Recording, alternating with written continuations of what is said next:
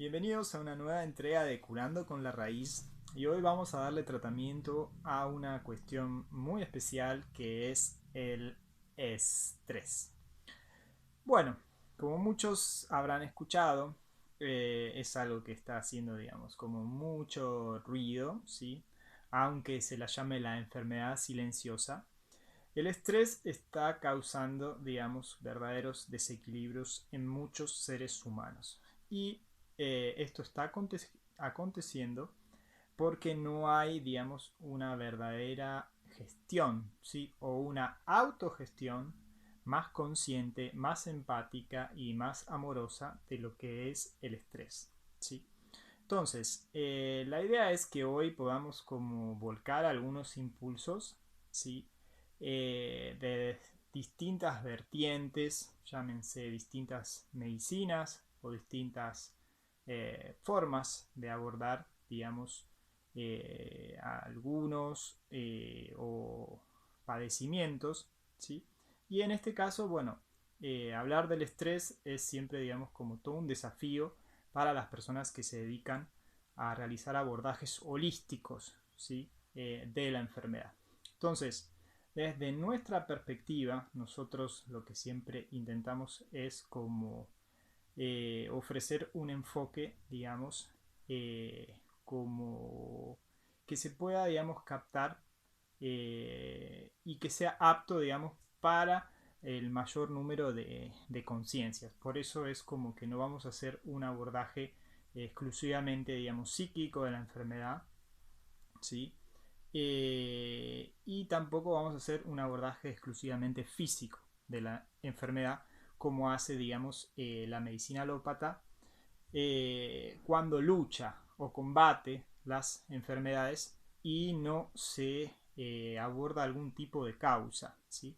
Y con esto no quiero, digamos, como de alguna manera como ofender la medicina tradicional, sino es que simplemente lo que digo es que no estamos como tomando más en cuenta lo que es la psicosomática, ¿sí? Que a muy regañadientes la medicina la acepta, tiene que aceptar porque ya es incluso estadístico, ¿sí? O sea, que una persona, por ejemplo, hoy sufra estrés es también sinónimo de decir que sufra depresión o también problemas de corazón, ¿sí? Cuando digo estadístico, son hechos reales, ¿sí? Entonces, vamos a hacer distintos abordajes, también vamos a hablar de la alimentación, ¿sí? Y su lugar en el estrés. Y bueno, y también distintas maneras de cómo dialogar, ¿no? Con esta energía.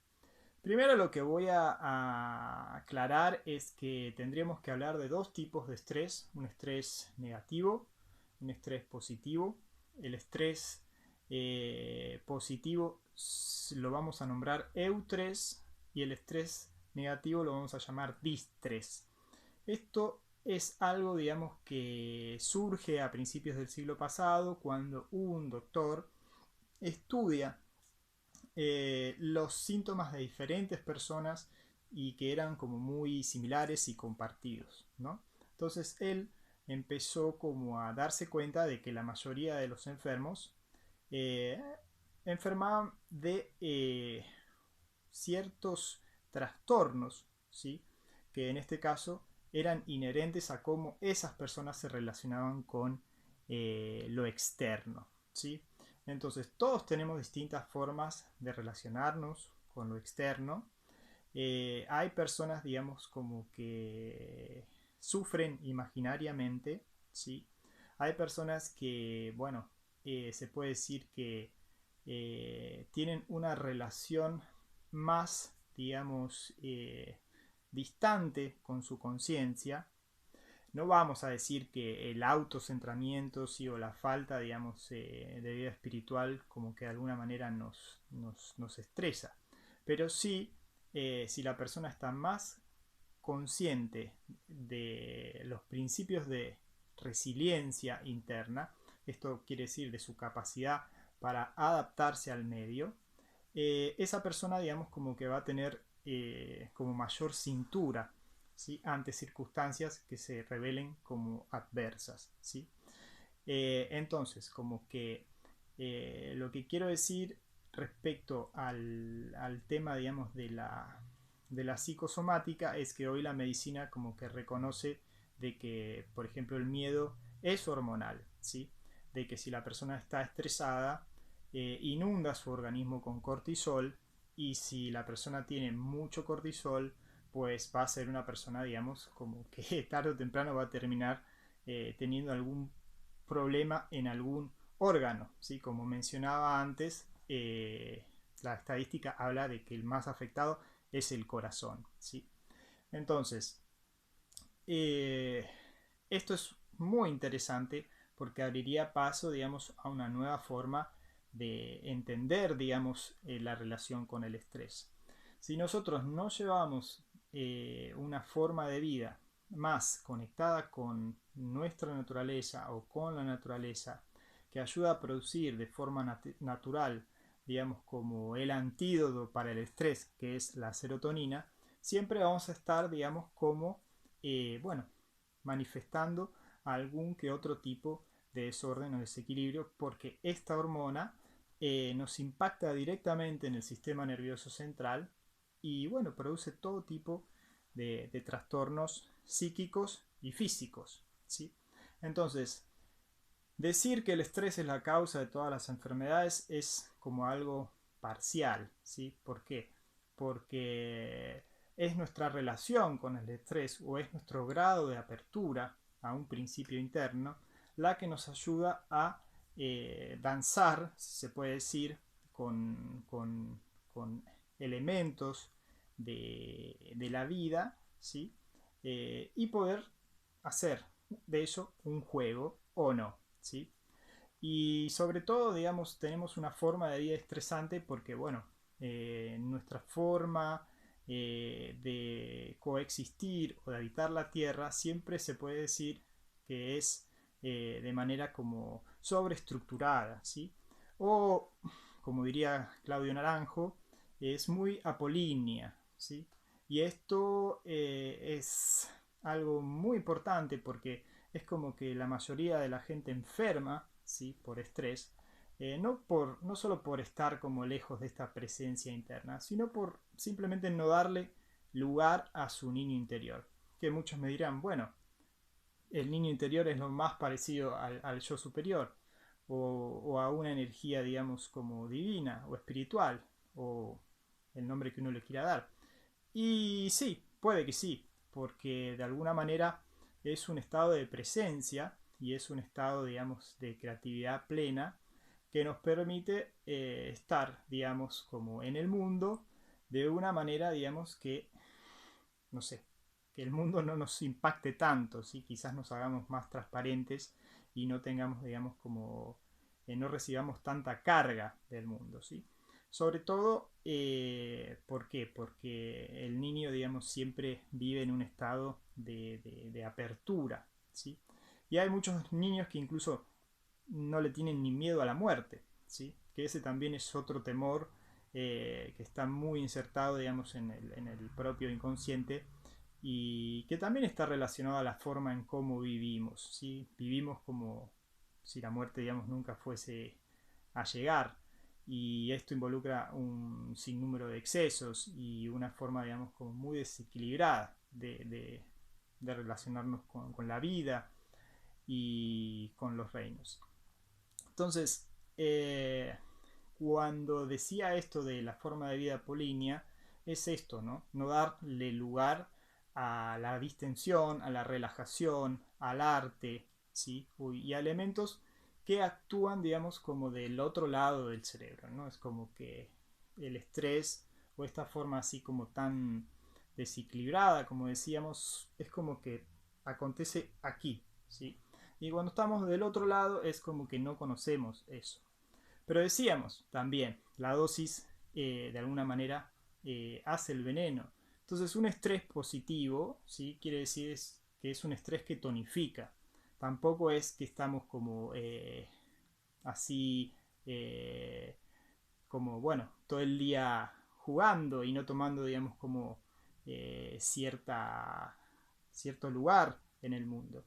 Entonces, lo que simplemente hablamos es que si lograríamos un equilibrio, ¿sí? Entre estas realidades, el estrés dejaría de ser un problema, ¿sí? Y bueno, esto, digamos, en parte es lo que una conciencia, digamos, de presencia podría lograr, ¿sí?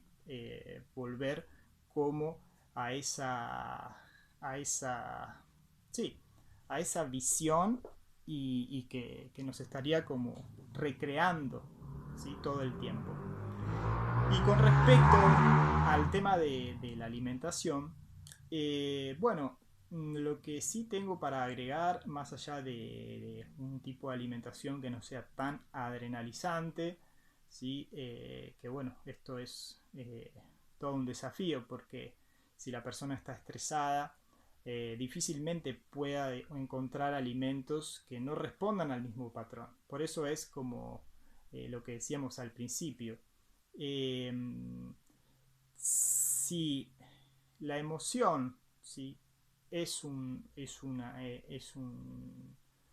alimento, que esto es como la base de la medicina ayurveda, es todo un desafío que la persona salga de su estado, como si se puede decir, rajásico, ¿sí? Que es el movimiento, que es la pasión, y que encuentre alimentos como más sátvicos, ¿sí? ¿Por qué? Porque hasta que la persona no haga un cambio de paradigma y no reestructure, digamos, como sus patrones de convivir con el medio que lo rodea, va a ser, digamos, como difícil simplemente cambiar la dieta y esperar que mágicamente el alimento como que haga una labor así de cura. Si la persona hace esto acompañado de un proceso interno, claro que esto va a funcionar. El tema es que tiene que haber como una unidad de conciencia y que todas las partes tengan que dirigirse hacia un mismo lugar. Entonces, imagínense que hay gente que ni se sienta para comer, ¿sí? Entonces, eso también dice mucho de cómo ese alimento va a estar, digamos, como cumpliendo una función nutridora o no, ¿sí? Porque nuestro lugar como dietantes es la mitad de la otra película, ¿sí? Si nosotros no asumimos una forma de comer más consciente, y no solo estamos hablando de que, bueno, la idea es comer los alimentos más orgánicos o más vegetarianos o veganos posibles, ¿sí? Sino que también la forma de comer esos alimentos tengan, digamos, como un principio de conciencia. Porque si no, pues si yo estoy creyendo de que ese alimento, digamos, o como siempre digo, que si como solo verde me voy a tipo iluminar, eh, bueno, ahí creo yo que estamos como eh, delante de una prueba bastante importante, ¿no? Entonces, la idea es que cada uno encuentre como una forma propia de alimentarse, teniendo en cuenta de que estos principios son importantes. Al menos sentémonos para comer, al menos apaguemos el celular o alejémonos un poco, digamos, o pongámoslo en silencio. Y verdaderamente cuando vayamos a comer, intentemos comer, ¿sí? Y si lo hacemos con la suficiente conciencia, el alimento va a hacer un trabajo, ¿sí? Y si comemos mucho azúcar o muchos alimentos refinados, pues bueno, esto también incluso está comprobado, ¿no? Es decir, la glucosa en la sangre, si está baja, ¿sí? Es como que siempre vamos a estar obligando al organismo a segregar estas sustancias para, bueno, impedir lo que se dice la muerte neuronal, ¿sí?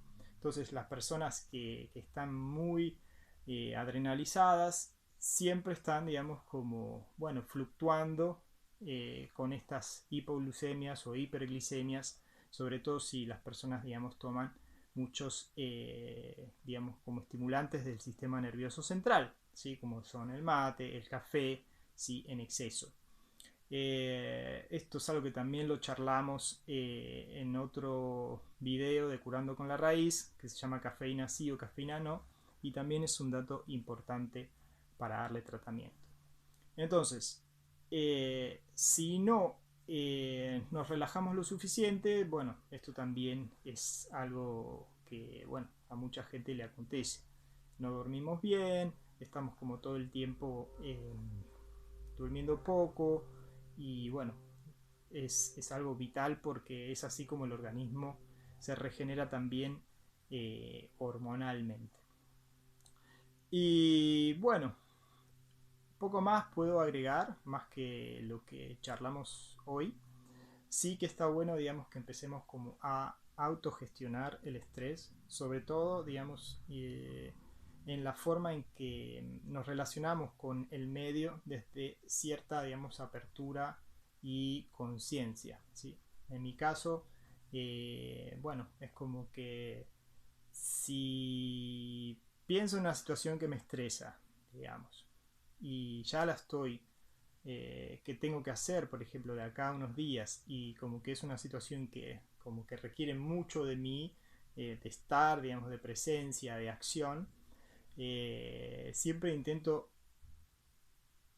digamos, como educarme en el ahora hasta que llegue en ese momento, ¿sí? Porque si ya desde los días previos ya me empiezo, digamos, como a conflictuar, bueno, es como que ya voy creando toda una condición y cuando llega, digamos, esa circunstancia, veo que no era tan estresante como creía. ¿Sí? Entonces es como que digo, hmm, eh, ¿qué poder le doy a la mente? ¿Sí? Porque si esa situación no iba a ser, digamos, como creí, pero los días previos ya me fui haciendo toda una película, bueno, o sea, me estresó más lo que pensé que lo que era verdaderamente lo que tenía que acontecer. ¿Sí? Sobre todo esto lo vivo cuando viajo de un país a otro.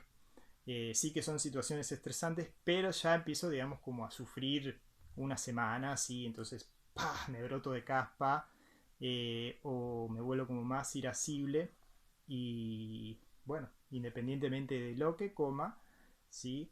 Y, y generalmente, independientemente de lo que descanse. Entonces, son cosas como muy interesantes para darle tratamiento. Y si alguno siente comentar, bienvenido. Esto iba a ser un escrito, pero bueno, sentí como hacer una grabación. Quizás haga un pequeño escrito también, ¿sí? Y si faltó algo que, bueno, antes consideré, pero no sé si entró, porque a veces quiero decir un montón de cosas y no las digo, y a veces veo que son casi 17 minutos y digo, ¿quién me va a escuchar? Así que bueno, se pueden colocar luego en otro escrito. Así que muchas gracias y bueno, a ver si me sigo animando y hacer más videos siempre y cuando haya una respuesta de la gente, porque si no es como que, bueno, a veces el escrito sí que es más sintético y más, bueno, acorde, ¿no? A los tiempos que vivimos, que la gente es como que le parece como, wow, una persona hablando 20 minutos por YouTube es mucho. Así que bueno, pero soy yo, no se olviden.